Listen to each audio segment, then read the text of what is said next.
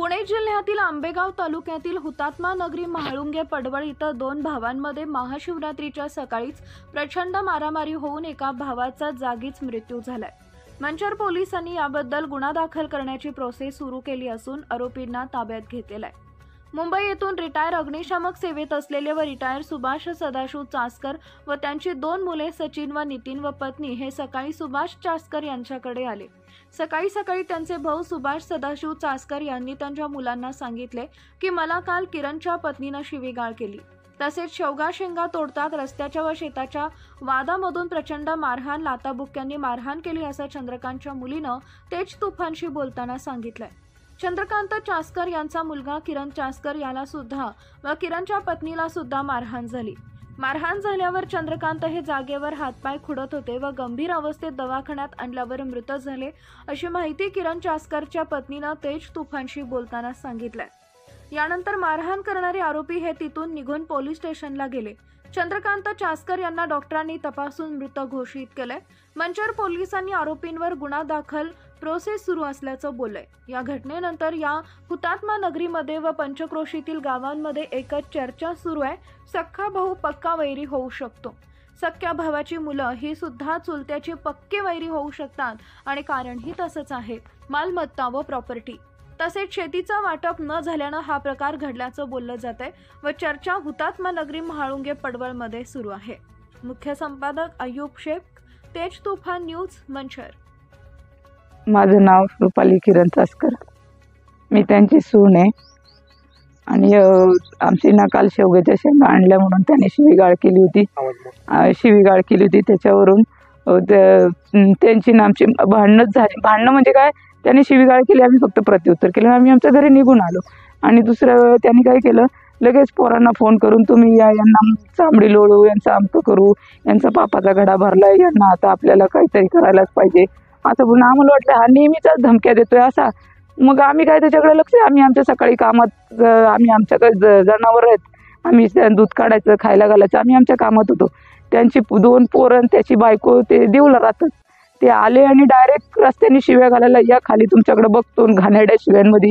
तर त्याची दोन पोरं सचिन दत्ता आणि त्याची बायको मंदा, तिघजण गाडीवर जीववरून आले आणि रस्त्याने शिव्या घालत चालले। तर मी काय म्हणलं, आपण नको पुढे जायला, त्यापेक्षा दादांनाच आपण सांगू का तुम्ही त्यांच्याशी बोला म्हणून।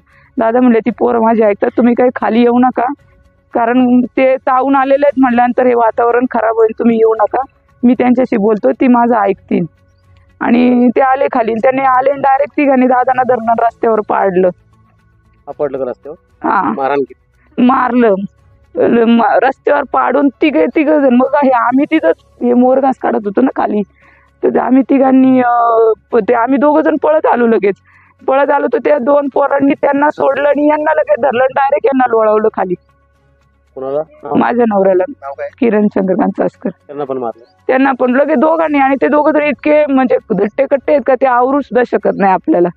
आणि मग तोपर्यंत इथं रस्ता आहे, रस्त्यावरची लोक पळत आली आणि आमच्या इथला एक मुलगा आहे तो तेवढ्याच वेळात पटकन आला आणि त्याने मदत केली। हे पुढे राहतात, ही लोक पळत आली, आजूबाजूची सगळी लोक पळत आली, त्यांनी वाचवलं आम्हाला लोकांना। आणि त्याने मला पण बघा बोट, हात पिरगळला, माझं बोट मोडलंय। नंतर काय झालं, तुम्ही त्यांना दवाखान्यात नेलं होतं का? आणि त्यांना ना तिथंच म्हणजे ते डोळे बिळे पांढरे केले तिथंच उभे असताना आणि असे हातपाय वगैरे वाकडे केले। मग त्यांना डोळ्यांचं ऑपरेशन झालं होतं। नाही, आपलं असं जरा थोडासा मोतीबिंदू, वय झाले 70 वर्ष वय झाले म्हणून। मारहाण केली हे आणि यांची मुलं यांची कोण लागायचे? भावाची मुलं, सख्खे भाऊ। हा, सख्खे भाऊ। काय मागणी प्रशासनाकडे, पोलीस प्रशासनाकडे? काय नाही, आम्हाला न्याय द्या बस, काही मागणं नाही। सुवर्णा, मी त्यांची मुलगी आहे। पूर्ण नाव काय? सुवर्णा प्रदीप पुल्ले। कुठं दिलंय तुम्हाला? पाहुण मध्ये दिलेलं आहे। यांची मुलगी आहे? यांची मुलगी काय नाव यांचं वडिलांचं? चंद्रकांत सदाशिव चासकर। काय झालं यांचं? सकाळी भांडणं झाली, काल भांडणं झालेली, नॉर्मली झाली होती, प्रत्येक वेळेस स्वतः तशी झाली। मग सकाळ सोडून दिलं, त्यांचं डोळ्यांचं ऑपरेशन झालेलं आहे, दोघांचं पण झालंय, आईचं पण झालंय आणि वडिलांचं पण झालेलं आहे। आणि काल परवाच्या दिवशी आलेत, काल त्यांची भांडणं झाली, ते काही एका शब्दाने बोलले नाही।